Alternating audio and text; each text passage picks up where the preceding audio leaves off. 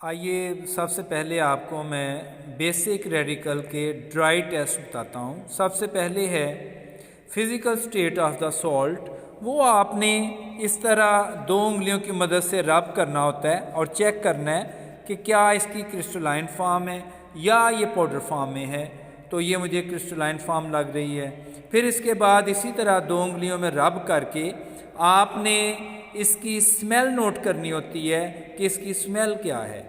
अगर vinegar like smell है तो एसीटेट होता है। जब आप बेसिक रेडिकल करते हैं तो उसमें अमोनियम लाइक स्मेल आ सकती है, जिससे हमें पता चलता है कि अमोनियम रेडिकल इज़ प्रेजेंट। अगर अमोनिया लाइक स्मेल नहीं है तो अमोनियम इज़ एब्सेंट। इसी तरह इसका तीसरा टेस्ट होता है colour of the salt. Colour of the salt जैसा कि हमें नज़र आ रहा है कि ये वाइट है। आप ड्राई टेस्ट आगे पीछे भी लिख सकते हैं, जैसे physical state, colour of the salt, smell of the salt. ये आगे पीछे भी अगर लिख लें तो कोई फ़र्क नहीं पड़ता, लेकिन ये लिखने ज़रूर हैं। इसके बाद फ्लेम टेस्ट वो किस तरह करना है, आइए आपको मैं बताता हूँ कि फ्लेम टेस्ट करने का तरीका क्या है।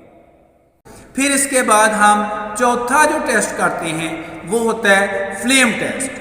फ्लेम टेस्ट में हम क्या करते हैं, हम एक वॉच ग्लास लेते हैं, वॉच ग्लास में सॉल्ट डाल दिया, ग्लास रॉड लिया, ग्लास रॉड की मदद से हम कंसनट्रेटेड HCl का एक ड्रॉप डालते हैं और एक ड्रॉप डालने के बाद हम इसकी पेस्ट बना लेते हैं। जब हम पेस्ट बना लेते हैं तो फिर इसके बाद हम प्लैटिनम वायर को इस्तेमाल करते हैं।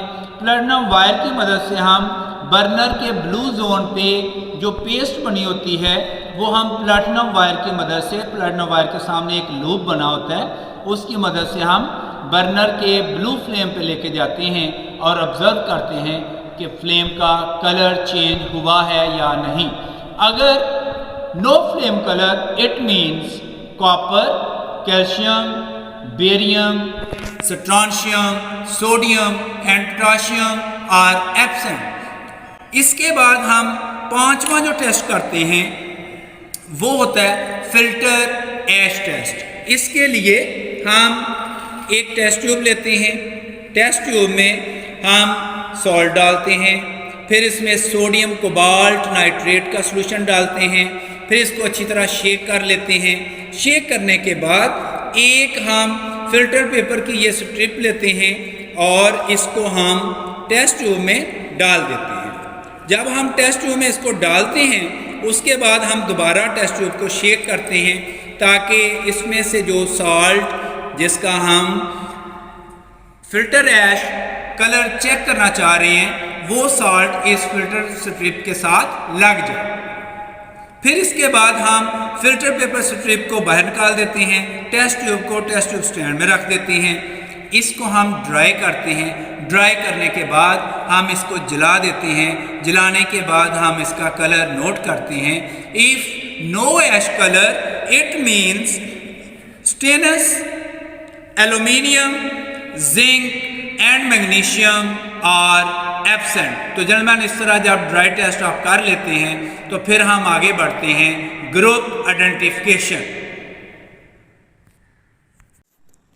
अभी हम बेसिक ग्रुप सेकंड को स्टार्ट कर रहे हैं। ड्राई टेस्ट के बाद ग्रुप आइडेंटिफिकेशन के लिए हम सबसे पहले ओरिजिनल सॉल्यूशन बनाएंगे और इसमें थोड़ा सा सॉल्ट हम टेस्ट ट्यूब में डालेंगे और इसके बाद डिस्टिल्ड वाटर ऐड करेंगे।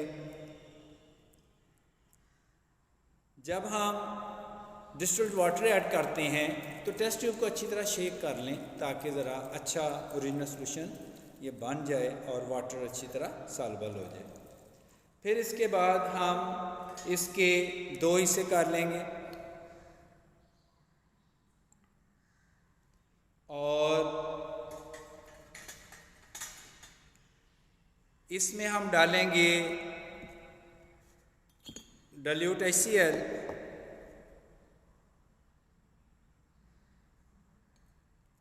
डाइल्यूट HCl डालने पर चेक करते हैं क्या होता है। तो जन्मैन गौर कीजिएगा, नो प्रेसिपिटेट इज़ फॉर्म्ड, बल्कि ये सॉल्यूशन जो है ये पहले से ज़्यादा क्लियर हो गया।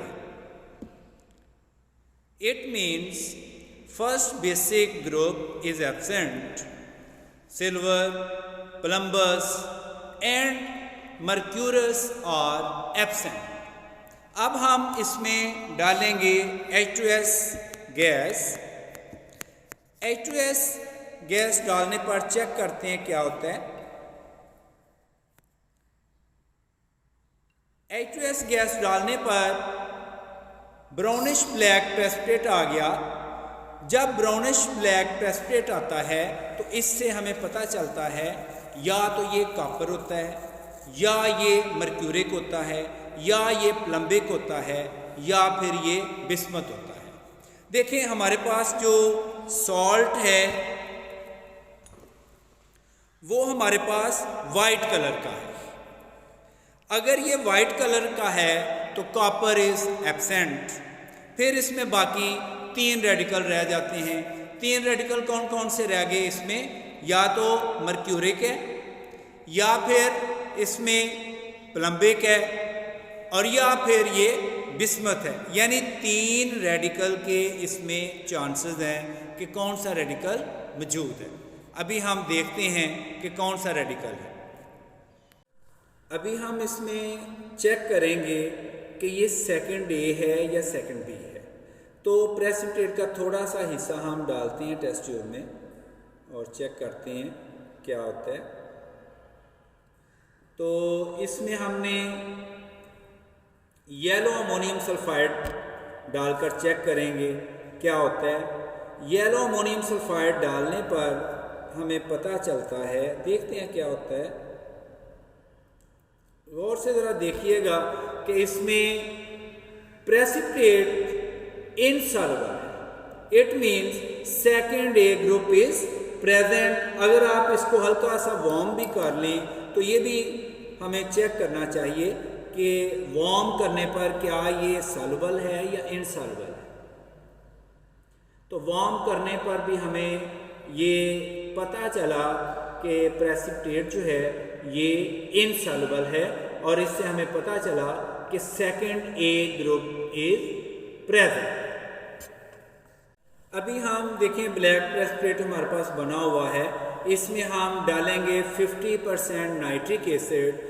If the precipitate is insoluble then mercuric is present, और अगर ये सॉल्युबल हो जाता है तो या तो ये प्लम्बिक होगा या फिर ये बिस्मथ होगा। देखते हैं, चेक करते हैं क्या होता है।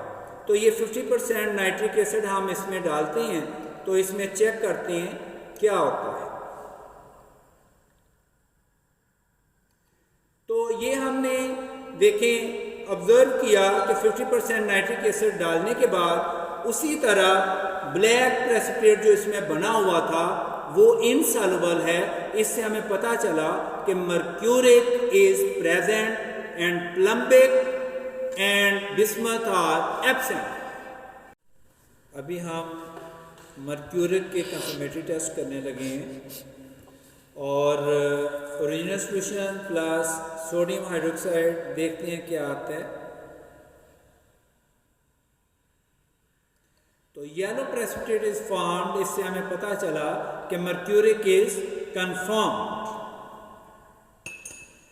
इसी तरह एक और हम टेस्ट करते हैं जिसमें हम पोटाशियम आयोडाइड को डालते हैं और चेक करते हैं क्या होता है। दूसरा टेस्ट करने लगे हैं। Brick red solution is formed, जिससे हमें पता चला कि mercuric is confirmed. Sodium hydroxide डालने पर येलो और पोटाशियम आयोडाइड डालने पर brick red solution is formed. Mercuric is confirmed. 2 confirmatory test करने के बाद हम रिजल्ट लिखते हैं, और रिजल्ट में हम लिखेंगे the given salt contains basic radical mercuric. दुआओं में याद रखें। अल्लाह हाफिज़।